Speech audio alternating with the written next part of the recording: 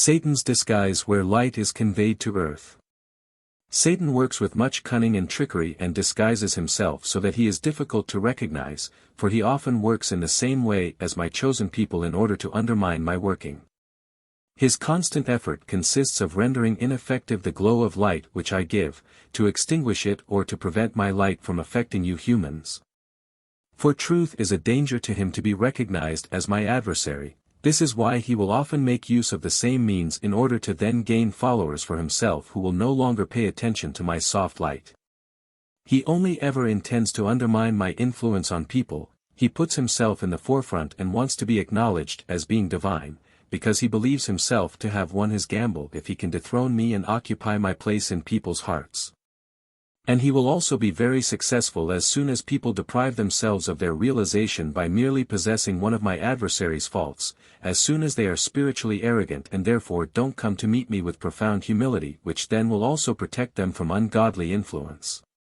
My adversary often confuses people's thoughts, showering them with praise and words of approval which dispel all humility, and anyone who lays claim to such words will already have been defeated by him. He will have fallen into his hands and become a welcome object for his plan of endangering the pure truth, the light from above, by seemingly working similarly, which, however, does not originate from me but will be feigned by my adversary as such in order to confuse people, and with this working simultaneously also reject the working of my spirit, which is the pure truth. Thus you will also understand my warnings about false prophets. For wherever true prophets exist there will also at all times be false prophets who appear or become apparent, who always come forward in similar ways and yet have not been sent by me.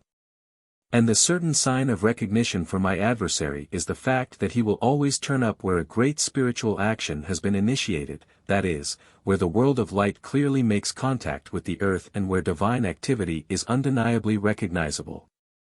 This is where the adversary will take up room, namely by entering the circle of those who strive towards me and effectively laying claim to the divine gifts of grace himself, in order to continue and slowly but surely work against it until he has succeeded in repressing the truth and placing his work in the forefront.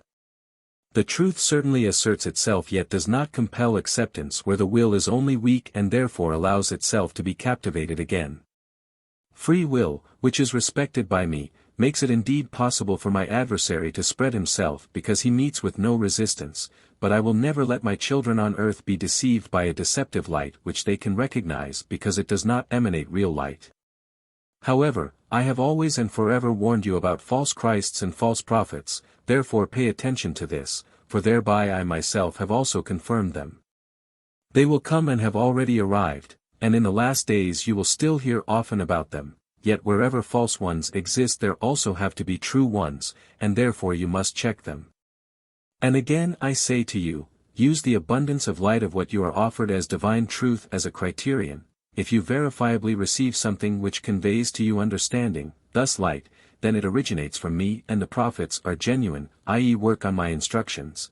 But if you are offered indistinct concepts, which is an elusive light which in fact appears to be the same but on closer inspection turns out to be a work of deception, you should reject it as my adversary's work of deception, who in the last days will try to influence all those he fears to lose with increased vigor.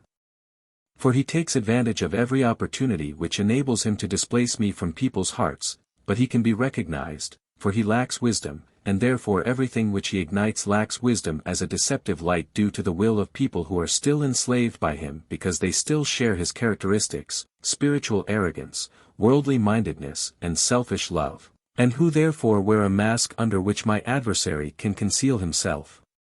Amen.